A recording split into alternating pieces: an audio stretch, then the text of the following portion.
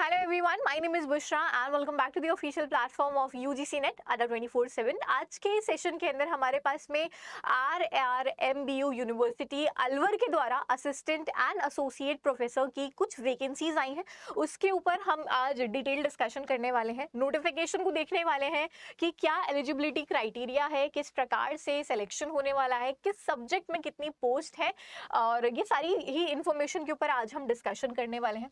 सबसे पहले अगर हम इनके नोटिफिकेशन की बात करें तो इन्होंने लिखा है ऑनलाइन एप्लीकेशंस इनवाइट किए गए हैं।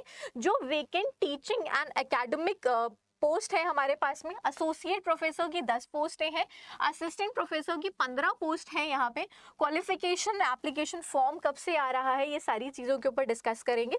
सो सबसे पहले तो वेबसाइट है यहाँ पे इनकी दे के रखी है, विच इज़ www.rrbniv.ac.in, जहाँ से आप जहाँ पे जाकर के आप एप्लीकेशन फॉर्म जो है वो भर सकते हैं, जो कि 13 मार्च से स्टार्ट होने वाला है एप्लीकेशन फॉर्म, और 12 अप्रैल इसकी लास्ट डेट रहने वाली है, रात 12 बजे को, मिडनाइट पे।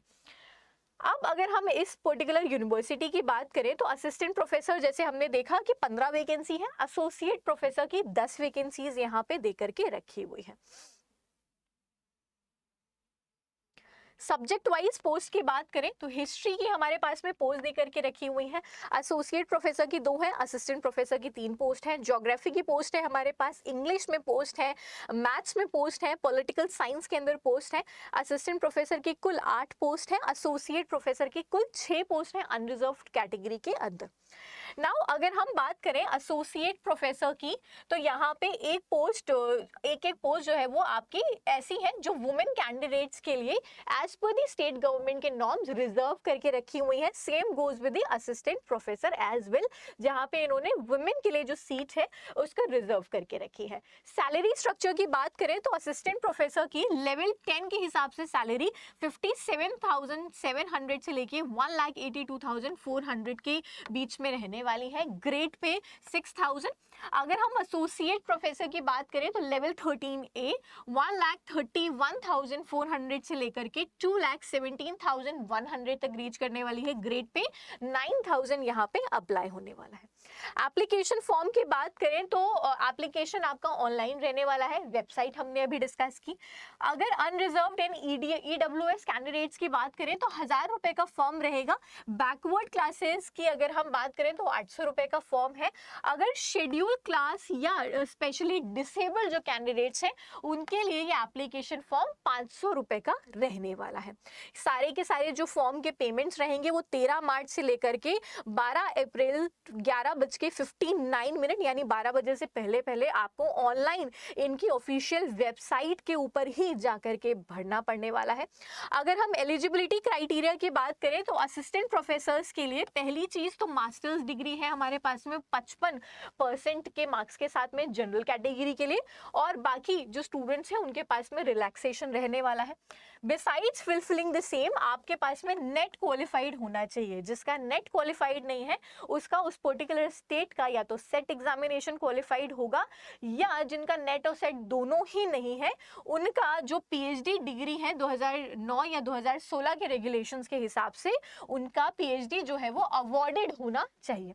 अब PhD जिनका अवॉर्डेड है उसमें भी इन्होंने कुछ दे के रखा हुआ है कि जो PhD है आपकी वो रेगुलर मोड में जो है वो अवार्ड होनी चाहिए। बहुत सारे स्टूडेंट्स मेरे से ये भी पूछते हैं कि मैम PhD हम पार्ट टाइम कर सकते हैं या नहीं कर सकते हैं, तो यहाँ पे आपको क्लियरली पता चल रहा है कि अगर आपने पार्ट टाइम PhD करी तो आगे जाकर के मेजर यूनिवर्सिटीज के अंदर आप इनएलिजिबल हो जाएंगे, क्योंकि इनके द्वारा रेगुलर मोड में PhD मांगी जाती है। आपकी 2 एक्सटर्नल एग्जामिनर्स के द्वारा आपकी PhD जो है वो एग्जामिन हुई हो, एक्सटर्नल वाइवा वोस हुआ हो, ये सारी इन्होंने क्राइटेरियाज दे के रखे हैं। एटलीस्ट 2 पेपर्स आपने कॉन्फ्रेंसेस सेमिनार के अंदर जो है वो प्रेजेंट किए हो, और यहाँ पे लेके दे के रखा हुआ है कैंडिडेट्स के 2 रिसर्च पेपर होने चाहिए अपने PhD वर्क से रिलेटेड, जिसमें से कम एक आपका एक रेफरीड जर्नल के अंदर होना चाहिए। अगेन एसोसिएट प्रोफेसर की बात करें तो यहाँ पे पीएचडी डिग्री होनी चाहिए, 55% मार्क्स होने चाहिए, साथ ही साथ 8 वर्षों का इन्होंने एक्सपीरियंस मांगा है असिस्टेंट प्रोफेसर के रूप में किसी यूनिवर्सिटी या कॉलेज के अंदर। फिर यहाँ पे इन्होंने कहा है कि आपका जो है या किसी भी यूजीसी नेट जनरल के अंदर टोटल ऑफ रिसर्च स्कोर आपका 75 होना चाहिए इनके क्राइटेरिया के अनुसार। यानी अगर आपके पास में पीएचडी है, नेट सेट नहीं है, तो आपको रिसर्च पेपर्स की भी यहाँ पे इनको बता के रखा हुआ है कि आपको रिसर्च पेपर पब्लिश करने हैं, किस जर्नल में कितने होने चाहिए, आपके पीएचडी वर्क से रिलेटेड कितने होने चाहिए। So again this is high time कि अगर आप यूजीसी नेट की प्रिपरेशन कर रहे हैं तो साथ ही साथ आप लोग रिसर्च के ऊपर भी ध्यान देते रहिए, रिसर्च पेपर्स को भी लिखते रहिए, पब्लिश कराते रहिए। एटलीस्ट साल में आपका एक रिसर्च पेपर जो है वो होना चाहिए, जो आपके आगे जाकर के बहुत काम आने वाला है इंटरव्यूज के लिए। चाहे आप पीएचडी इंटरव्यूज के लिए जाएंगे ना और आपके पास में रिसर्च का एक्सपीरियंस होगा, that would again be a very added advantage for you guys. Mode of selection क्या रहने वाला है, तो इन्होंने कहा कि जो सिलेक्शन रहेगा टीचिंग पोस्ट के लिए वो आपके इंटरव्यू के ऊपर ही रहने वाला है, जो कि 100 नंबर का होने वाला है। नंबर ऑफ कैंडिडेट जो इंटरव्यू के लिए शॉर्टलिस्ट होंगे वो यूनिवर्सिटी के द्वारा ही बताया जाने वाला है। सो प्योरली बेस्ड रहेगा इंटरव्यू के ऊपर, किसी प्रकार का रिटन टेस्ट या रिटन एग्जामिनेशन यहाँ पे नहीं होने वाला है। अगर आपको चाहिए कि मैं इसी तरीके से जो यूनिवर्सिटी वाइज या पीएससी के अंदर असिस्टेंट प्रोफेसर्स की वैकेंसीज हमारी निकलती रहती हैं उसकी नोटिफिकेशंस को कवर अप करूं, so do let me know in the comment section, as well as इस चैनल को सब्सक्राइब कर लीजिए ताकि इस तरीके की और जो नोटिफिकेशंस हमारे पास में आती रहे उसकी अपडेट्स आप तक पहुंचती रहे। So will see you guys again in the next session, till then take care, bye bye everyone.